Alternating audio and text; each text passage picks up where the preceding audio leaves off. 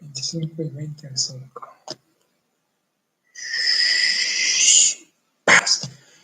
Hola, qué gusto saludarlos. Qué gusto saludarlos. Gracias a Dios ya podemos estar al aire.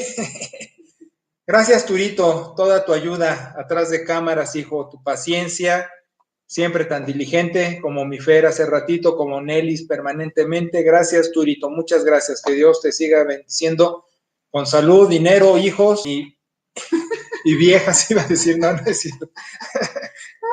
Que Dios te siga favoreciendo en todo, mi chamaco. Gracias a Dios por su patrocinio, por su dirección y porque, como decimos hace unos segundos, a la luz del sermón de hace rato, gracias a Dios por su jariz para poder abrir la boca en su nombre para que Él haga que salgan estas palabras. Muy bien, entonces vamos a la clase que estamos, ahora sí, en materia rica de la teología neortodoxa. Ahora, como he venido diciendo, esto es el oleaje del mar que repite olas y estas se cruzan con otras, alcanzan a unas, son alcanzadas por otras. Entonces la teología neortodoxa no es pura en el sentido de que pueda tener una sustancia a priori de pureza doctrinal, trae embarre de muchas cositas, sin embargo, sí se distingue, tal tiene su nomenclatura aparte. Voy a decirles un par de cosas. Miren, el peregrinaje teológico es eso, y es un asunto de vida. De hecho, los mismos apóstoles y los escritores del Nuevo Testamento lo muestran a través de sus cartas. Nada más voy a dar este ejemplo de Pablo. Gálatas fue el bosquejo de Romanos. Gálatas fue el ensayo de Romanos. Con Gálatas dijo Pablo, qué buena idea. Pero es en Romanos donde la plasma y la desarrolla. ¿Por qué? Por crecimiento, por madurez. Entonces, lo mismo le pasa al apóstol Juan. Juan es uno en el Evangelio y conste que los escribe casi simultáneos, Evangelio, cartas y Apocalipsis, pero es uno en el Evangelio, es otro en las cartas y es otro en Apocalipsis. Y Pablo, ya mencioné el ejemplo de Gálatas Romanos, pero Pablo va siendo otro según la antigüedad de las cartas. ¿Por qué digo esto?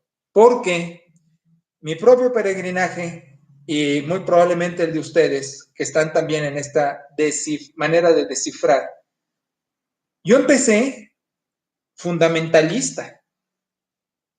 Empecé en un pietismo exacerbado, yo diría hasta puritanismo, y ya puedo usar los términos que ustedes ya conocen, por eso no me detengo a explicarlos.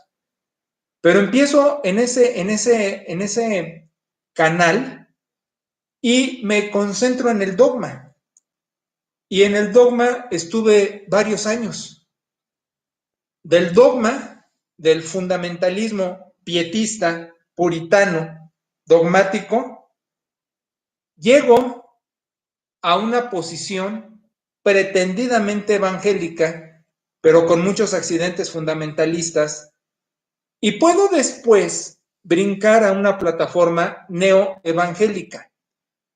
Y en la plataforma neoevangélica permanezco otro rato, pero me quedó chico el zapato.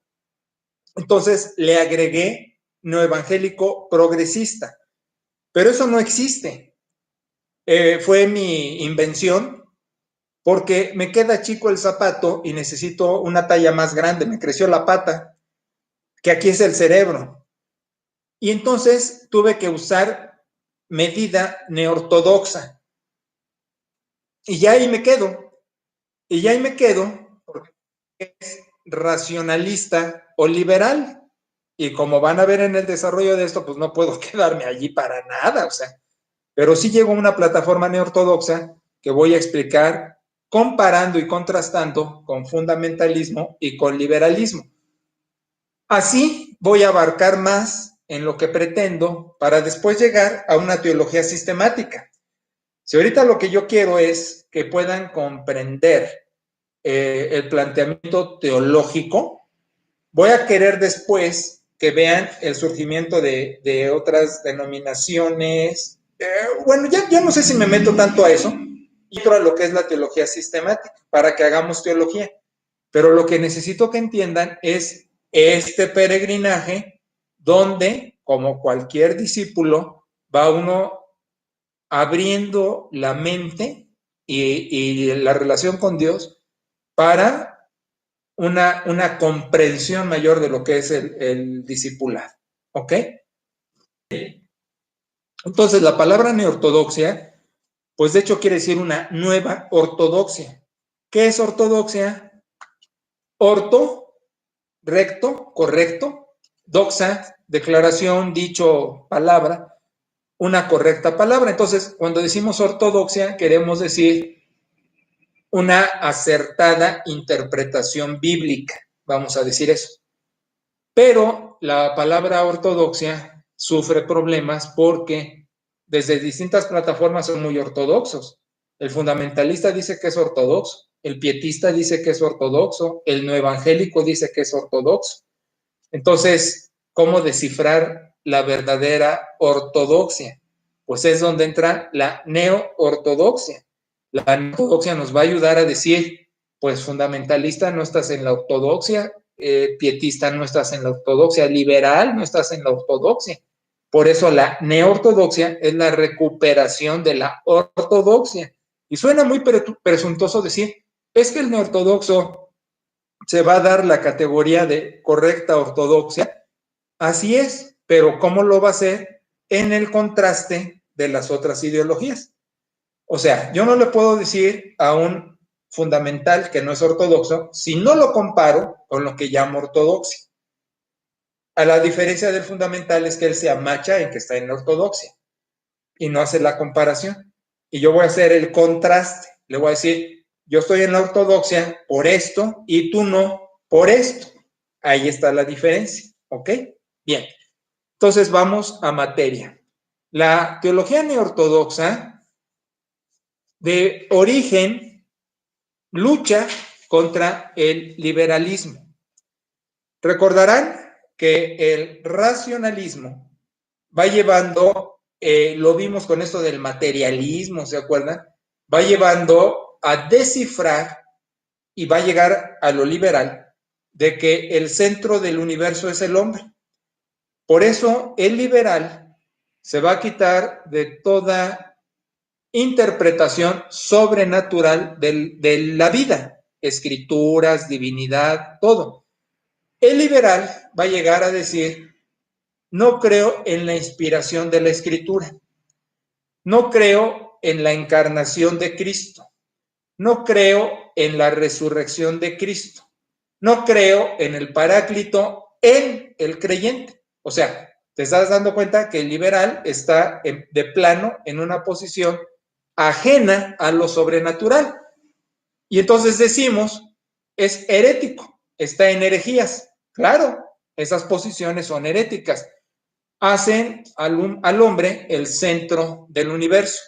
Lo distinguen y dicen, todo tiene que girar en base al hombre, que es el sustento único del pensamiento. Y entonces el materialismo, el humanismo y todo lo que se venía arrastrando va en esa dirección. Por eso, modernismo es, no exactamente liberalismo, pero ahí se va. Es como el primo del liberal, pues, el modernismo, porque algunas cosas va a decir que sí las acepta y otras no, pero es pariente del liberal. Entonces, por eso es muy delicado en las cuestiones de iglesias que se usen estos términos. Yo he escuchado y me han dicho, es que eres liberal, es que eres modernista. Le puse una regañada bárbara a un diácono anciano en Zacapu que me dijo, tú eres un modernista. Le dije, a ver, siéntate y te voy a explicar primero qué es un modernista. Y le echo todo el verbo y le digo, ¿ya ves? yo no soy eso. ¿Por qué? Porque la gente un fundamentalista, cuando que alguien anda en el fundamentalismo, en el pietismo, luego acusa, es que tú eres un liberal, eres un modernista, pero no tiene ni idea de lo que está diciendo. Está usando apelativos, palabras que no tiene la menor comprensión de los términos. Por eso estoy diciendo, en teología liberal, modernismo son lo que nosotros diríamos herejías, aberraciones, ¿sí? Toda la neortodoxia sale para darse un round con los liberales, ¿sí?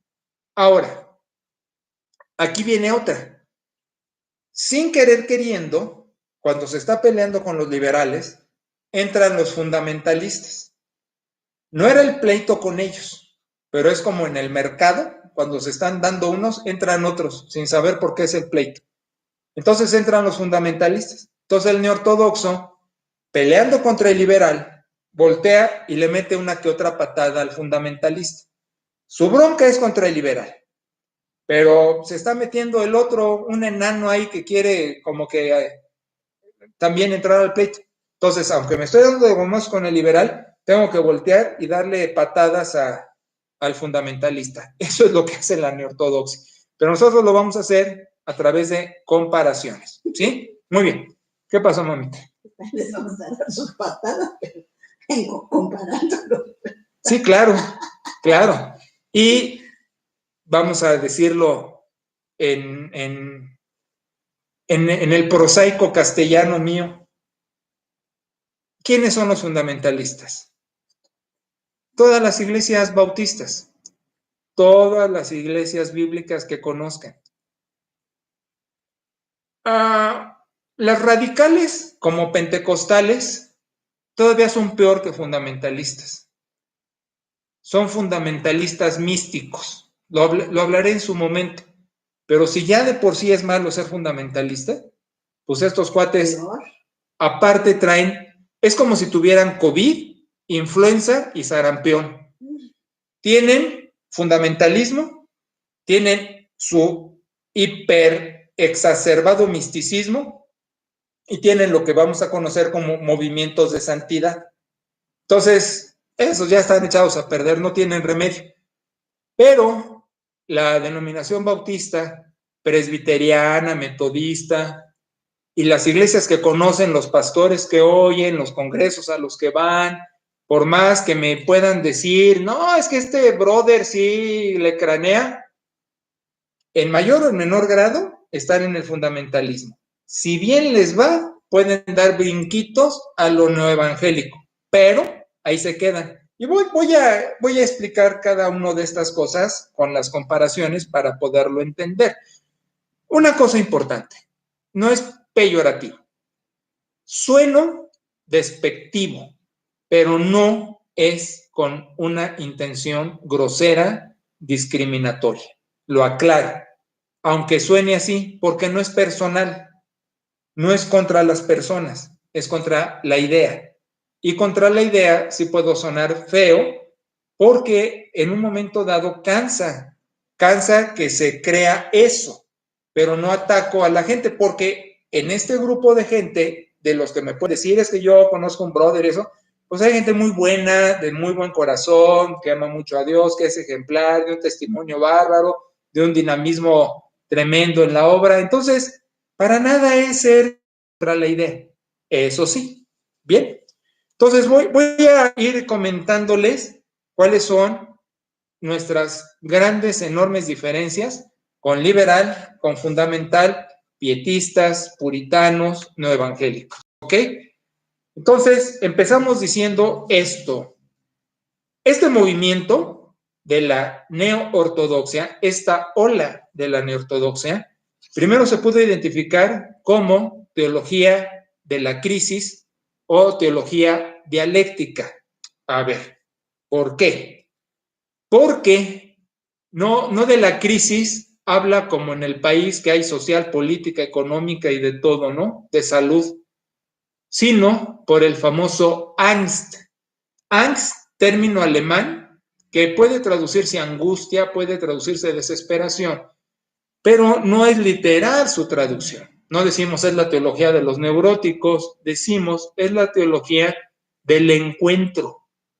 Encuentro y momento también son palabras claves en la neortodoxia porque hablamos del momento, diríamos antes, en que te cae el 20 de tu redención, de tu comprensión de lo que es pecado, salvación, gracia, logos, encarnación, expiación. O sea, cuando cae que Cristo es Señor, Salvador, entonces es lo que decimos el angst. En los grupos de 12 pasos le dirían tocar fondo, pero allí, a diferencia, tocar fondo son de bienes de problemas morales, de problemas físicos, de problemas de casa, golpes, embriaguez, farmacodependencia, y entonces tocas fondo porque dices, híjole, ya después de esto no hay más.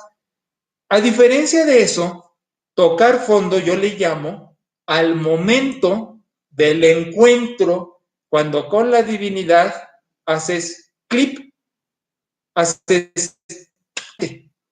Y no necesariamente es en una situación caótica de vida, puede implicarla. Muchos ha sido así, pero otros no. Otros han tenido una vida buena, académica, moral, familiar. Sin embargo, llega el momento en que entienden que requieren redención por el pecado de la humanidad y por el pecado personal. Pecado humanidad, vengo a raza caída y luego de pilón, pues soy pecador, que no soy el peor de los hombres, pero soy pecador, no puedo ir al cielo por mí, necesito gracia salvífica. Ese es el angst, ese es el precursor del momento del encuentro. Por eso le decimos teología de la crisis, ¿sí? ¿Te estás dando cuenta? La salvación personal es imprescindible. No puede haber neortodoxia, no puede haber ortodoxia si no hay esta. Ahora dirás, es que en el fundamentalismo también, no. Así decía Loco Valdés, nada más que a mí me falta la greña de Loco Valdés. No, en el fundamentalismo hay mucha salvación de ambiente. Has oído, y a lo mejor dijiste, vengo de un hogar cristiano, ¿sí? Eso no es angst, eso es fe ambiental. Ahora, si tú u otros tuvieron un angst dentro del fundamentalismo, enhorabuena. Pero mucho del que vive en el fundamentalismo se va con la finta. Te voy a poner este ejemplo. Cuando empecé a pastorear Zacapu, ahora sí que por puntada, fui uno por uno de toda la ovejiza. ¿Estás seguro de tu salvación? ¿Y sabes qué me contestaban? Un montón. Pues nadie puede, soy bueno, me porto bien, me gustan los himnos, tengo todo, nací en un hogar cristiano, estoy aquí desde niño. No habían tenido un encuentro con Cristo. Entonces se tuvo que evangelizar a los bautistas. Y uso el ejemplo de Zacapu, pero te apuesto lo que quieras en que en cualquier iglesia bautista empezamos así, uno por uno, y vas a ver un montón que te van a decir que nacieron en una iglesia, en una casa de fe, que siempre han estado en la iglesia, que desde niños los han llevado a dominical, a bíblica de vacaciones, y que están en esto porque les gusta y porque saben que Cristo y todo, pero no han tenido un encuentro con Cristo. Entonces, ahí está la diferencia de origen, empezamos. La neortodoxia requiere el angst, el momento. No puedes ser cristiano si no tienes un encuentro con Cristo. Y no un encuentro doctrinal. Por eso viene lo otro. Es una teología dialéctica. ¿Qué es una teología dialéctica? La lógica dentro de la paradoja. ¿A qué me refiero? Que Y oíste, estoy diciendo una contradicción. No hay lógica en la paradoja. ¿Cómo puede haber lógica en la paradoja? ¿Qué es una paradoja? Una paradoja es una contradicción. Aparente contradicción en teología. ¿Por qué? La mayor paradoja divina es Dios hombre, es Cristo. Si yo te señalo la mayor paradoja en el universo es Cristo, cómo es Dios y es hombre. Por eso digo, es una aparente contradicción, porque Dios no se contradice, pero a mi entender es una contradicción. Y te digo, es lógica paradoja. No puede ser lógica la paradoja, en teología sí y en ortodoxia sí, porque hacemos nuestra construcción de pensamiento en base a paradojas. Soy pecador y soy salvo. ¿Me explico? Soy hombre y soy santo. Y esa construcción se llama dialéctica. Entonces, nuestro pensamiento obedece las paradojas. Y aquí el asunto, y lo mejor de todo es, nos reservamos el derecho de la incógnita. Te estoy diciendo, a diferencia del fundamentalista. Fíjate, estoy peleando contra el liberal, pero mis patadas van contra los fundamentalistas.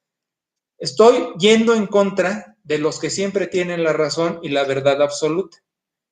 Tú habrás oído o visto que aquí no es agarrarla en contra de las personas, sino en contra de la idea. Declaraciones de tengo la verdad, yo sé lo que Dios quiere, dice la Biblia, vengo de parte de Dios, tengo los pelos de la burra en la mano. Todas esas declaraciones fundamentalistas de tener la comprensión absoluta de todo. Fíjate, alguna vez hasta un hombre que habló tuvo muchos problemas en un campamento juvenil porque empieza su verborrea diciendo no existieron los dinosaurios, eso es una invención. Y había estudiantes de zoología, de biología, que empezaron, a ver, tú conferencista. Entonces él se aferra a que no había dinosaurios, termina su conferencia, los otros brincando y alzando las manos, hay fósiles, aparte de los que hay en las escuelas, hay evidencia de que te estás contradiciendo, pero el fundamentalista es aferrado, iba a decir aferrado a que no hay dinosaurios, termina su conferencia, no convive con los jóvenes en la cena, que era lo que venía después, sino huye como Homero, si has visto Homero Simpson cuando huye, se oyen los pasos, se pela, y todos ahí, no, ¿cómo dijo haciéndose bolas, ¿no? Es que el fundamentalista sostiene su verdad por su verdad. Pero no tiene fundamentos. Es la ironía, el fundamentalismo se supone que los tiene, pero no los tiene. Por eso digo, cuando comparo al fundamentalismo del neortodoxo, le digo, aquí está la diferencia. Y entonces, el neortodoxo, en la teología dialéctica, decimos, construimos nuestro pensamiento a la lógica de las paradojas. Estoy diciendo, entendemos que no vamos a entender, pero aún así hacemos construcción de pensamiento, porque aún lo mejor que podamos entender no es suficiente. Si yo te estoy hablando de la encarnación, te describo la encarnación de la mejor manera. En el sermón de hace ratito, la kenosis te la describo como mejor puedo. Te digo, ¿es suficiente? Para mi entender y para que lo oigas, sí. Para lo que es la kenosis en sí, no. Cuando hablo de la majestad divina y del Padre, del Hijo, te estoy diciendo lo mejor que puedo y es suficiente para mí. ¿Pero es suficiente para tal verdad? No. Por eso es la lógica de la paradoja y me es suficiente a mi entender y construyo pensamiento, pero no tengo el punto autoritativo ni tengo el punto final. La fe. Exacto. El teólogo neortodoxo es la mejor representación de lo que es la fe y de lo que es la humildad, porque es muy intelectual, pero entiende sus límites y los acepta. Y por eso el encuentro es fundamental. Si no es por fe, entonces, ¿cómo? Y aquí nosotros le decimos a esto salto. Ahora, viene una diferencia. Nos sirvió la filosofía existencial. Si tú has leído Kierkegaard, Kant, Hegel,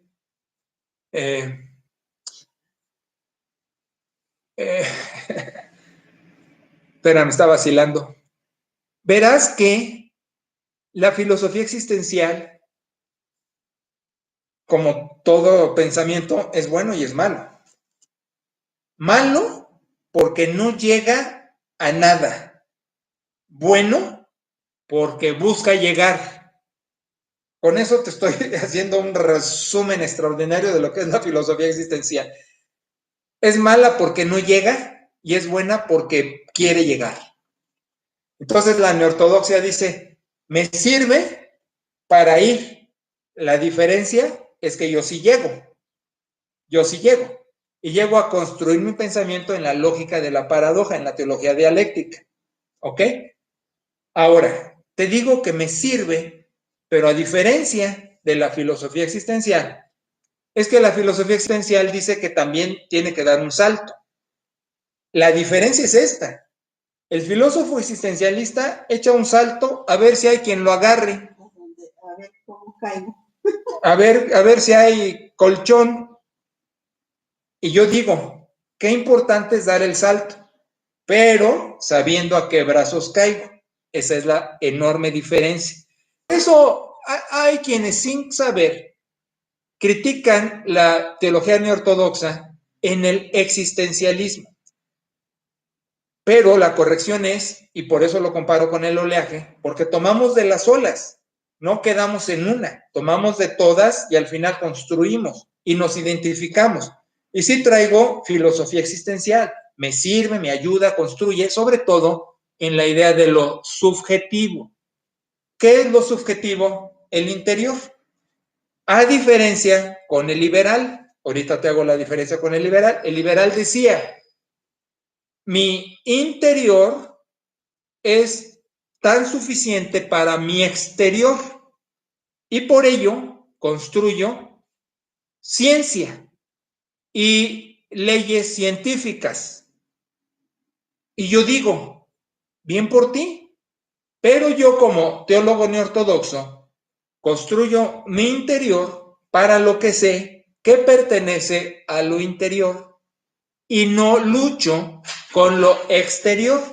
El teólogo neortodoxo decimos, qué bien por las leyes científicas, las uso también, pero no revuelvo lo científico con lo espiritual, los cocino aparte. Por ejemplo, Perita, cuando me hace huevo con tocino, le digo, ese sí lleva frijol. Cuando me pone huevo con chorizo, le digo, ese no lleva frijol. El huevo con chorizo se come sin frijol, según yo. Y Perita ha luchado conmigo por años cuando me hace los huevos los lunes, porque los lunes comemos huevos. Me dice, ¿cómo te lo hago? ¿Con chorizo? ¿Lleva frijol? ¿No lleva frijol? No, no lleva frijol. Con tocino lleva frijol. ¿Por qué te estoy diciendo esa babosada? Te estoy diciendo porque hay ingredientes que sé separar para mi aprovechamiento. Entonces el teólogo neortodoxo dice, mira, yo te voy a separar las leyes científicas de lo espiritual. Entonces aquí vamos a ponerle un agregado a lo existencial. Vamos a entenderlo espiritual. Si el filósofo existencial se queda con su construcción de pensamiento que no llega a nada, el teólogo neortodoxo dice, me sirve tu principio, que yo sé a dónde llegar. Y lo existencial, que es lo interno de mí, lo subjetivo, lo llamo ahora espiritual. Y entonces no revuelvo con el liberal las leyes científicas con las leyes espirituales. Porque el liberal se queda con que lo interior es mi exterior, no existe lo espiritual. Y el neortodoxo decimos, lo exterior es lo exterior, lo interior es lo interior, no los revuelvo. Los frijoles con el huevo con chorizo. Cada uno tiene su lugar. Por eso el teólogo neortodoxo apela a la ciencia, filosofía, arqueología, lingüística, hermenéutica, semántica, ¿qué más estudié? Filosofía, bueno, ya dije, etcétera. Entonces, no estamos reñidos con eso. Pero el fundamentalista dice, en su clasificación biblicista y bibliólatra, el fundamentalista dice, Yo no necesito ciencia, con la Biblia tengo. Por eso este cuate dijo que no existían los dinosaurios. No existieron. Bueno, sí existen. Ahí está Bartlett en la Comisión Federal de Electricidad, ¿no? Todavía existen. Bueno, ¿y qué digo del Ejecutivo? El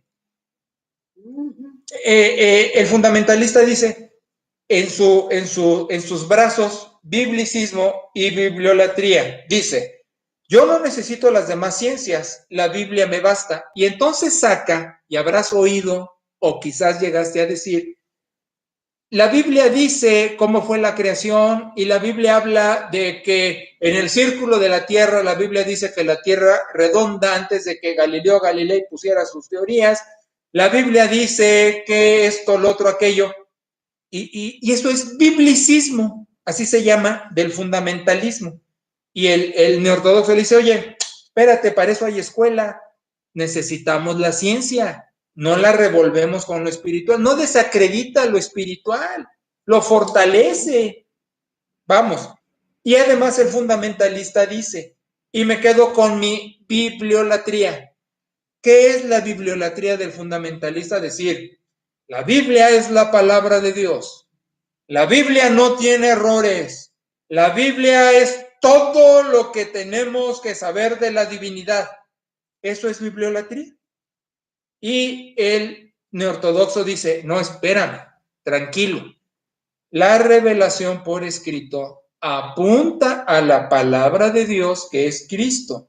Y siendo un testigo, va a presentar sus dificultades, que técnicamente en lingüística le decimos variantes, que cuando entras a traducir el texto te das cuenta de las personalidades y lo limitado que estaban para transportar verdades espirituales y ponerlas al día con los hombres, trayendo su cultura y sus prejuicios. Pero la lingüística nos sirve en la hermenéutica y en la exégesis, que son ciencia, para hacer trabajo de interpretación. Esa es la diferencia enorme con el fundamentalista, que se queda amachado a su biblicismo, que la Biblia, con la Biblia no necesito estudiar las ciencias, o con su bibliolatría que dice, la Biblia es la palabra de Dios, con punto y coma, inerrable, y además, sin problema alguno, y puedo leerla en español, y es Jehová, y es Yahvé, y bla, bla, bla, bla, bla. Dicen que ni siquiera cambies las traducciones. Porque, pues, y ahí es donde sufren algunos. Yo he tenido varios bibliólatras que cuando les digo, espera, el texto en hebreo dice esto, o el texto en griego dice esto, y el texto más antiguo dice esto, sufren. Tuve un cuate que aprecio y se quedó trabado, Turo se acuerda, cuando traduciendo Mateo, Lucas, uno de esos creo Mateo, cuando Jesús dice, líbranos de, dice la versión en castellano, del mal, un sustantivo, en griego es un sustantivo personificado, kakos, así como caca, pero kakos, es un sustantivo personificado, malo, o sea, no es mal ni maldad, sino del malo, del diablo, del chango, pues. Entonces hice la aclaración, mira, esto en griego, en los manuscritos más viejos, porque los textos han pasado de manos, en copistas, en traductores, en regiones, y en esas pasadas de manos, como cuando juegas teléfono descompuesto y das una oración y la van pasando y se va tergiversando, pues añadieron cosas. El labor de lingüística, del que trabaja lingüísticamente, tiene que ir al texto y recuperar lo más antiguo usando los textos más viejos. Le decimos en crítica textual las familias de manuscritos. Entonces descifras qué es lo que se vino arrastrando, qué es el lenguaje en el sentido original, porque no hay texto original. Esa es otra. ¿De dónde sacamos la Biblia? De copias más viejas que se pueden obtener, porque no existen originales. Has oído predicadores, dice el original, no existen los originales, hasta mentiras dicen por ignorancia. Entonces dije en el sermón que vas a ver mañana, La borregada cristiana ha venido repitiendo una sarta de disparates porque ha venido oyendo y sonó bien y lo dijo un gordo así con autoridad y así, hablando muy acá, muy chido, y lo pescaron, y como es un hermano muy simpático y levantó 2 iglesias, le creen, pero no tiene trabajo académico. Entonces el fundamentalista se queda en eso, y este cuate sufrió porque ¿cómo le pone malo donde dice mal? Le expliqué, hasta te puedo llevar un Nuevo Testamento en griego, ¿sabes griego? Mira, esa es la palabra, pero en fin, entonces la bibliolatría se queda con eso, ¿no? Y como bien dijo ahorita Perita, me hizo la observación, entonces cuando vienen nuevas versiones de la escritura, dicen que son de sectas, bueno, ahora, si son traducción del Nuevo Mundo, pues sí, son testigos, ¿no? Si es el libro del mormón, pues sí, si son los mormones, eso no hay que verlo, pero nuevas ediciones, que luego los chamacos me dicen, oye, mira, hay esta, está bien. Yo no manejo ediciones en español, yo manejo el texto hebreo masorético y el texto de Greek New Testament, entonces no conozco versiones en español, uso la Reina Valera, porque es la del lenguaje común, pero siempre le estoy modificando, porque de mi traducción, en mi misma Reina Valera, estoy poniendo, así debe decir, está mal traducido, bla, bla, bla, bla, bla. Turo y Nelly tienen una Biblia que me obsequiaron también un ejemplar, que es una Reina Valera, pero que trae páginas para estar haciendo las correcciones. Entonces, cada que digo, aquí hay un elemento así, creo que ellos hacen esa labor de poner como debe decir en el manuscrito más viejo. Ahora, esa es la ventaja y la desventaja del neortodoxo que maneja exégesis y maneja ciencia. ¿Por qué ventaja y desventaja? Es la paradoja, ¿no? Porque como ventaja, con ciencia, podemos decir lo que más fielmente era el mensaje original, que se perdió por quemó, lo robaron y hay copias más viejas.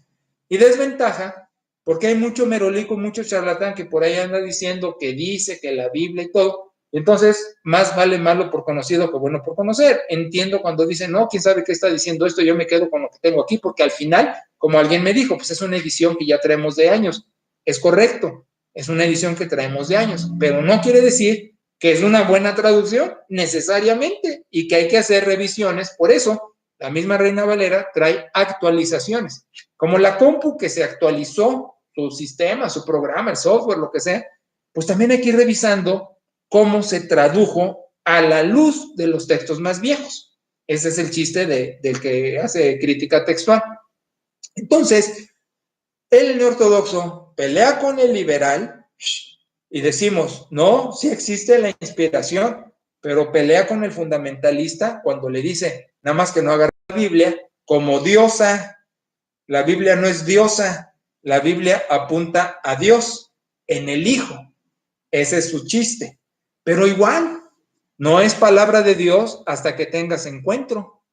Yo puedo, mira, en la Facultad de Filosofía se agarra la Biblia y se despedaza buscando el humanismo, buscando el materialismo. ¿Sabes que muchas teorías marxistas que están fundamentadas en los escritos bíblicos? Porque sin encuentro, pues la Biblia es una biblioteca hasta cultural que lees y todo.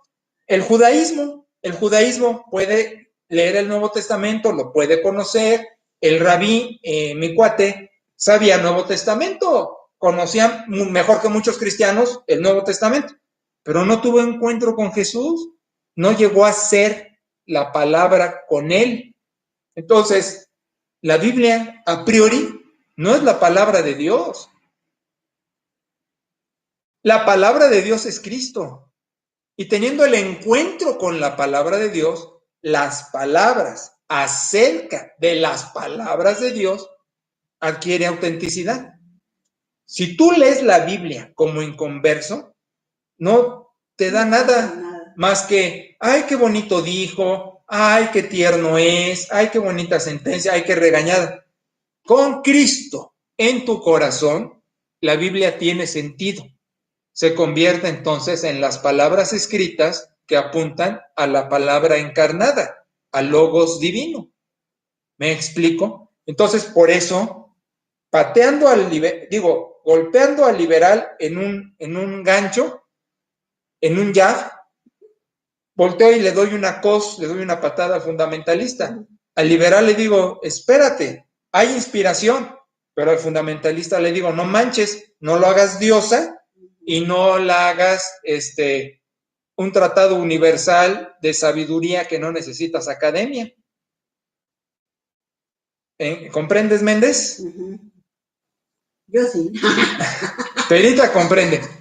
Si tuvieran preguntas, arrójenlas al chat o aquí a esta cosa, donde Miguel dice, presente, sí, yo sé que mi Miguel, apá, Oñor Miguel, como me lo bautizó Natis, al pie del cañón, y mi Turito, pues que se rió, pues que hace rato lo bendije con una bendición prolífica, judía, de que estuviera lleno de mujeres y de niños.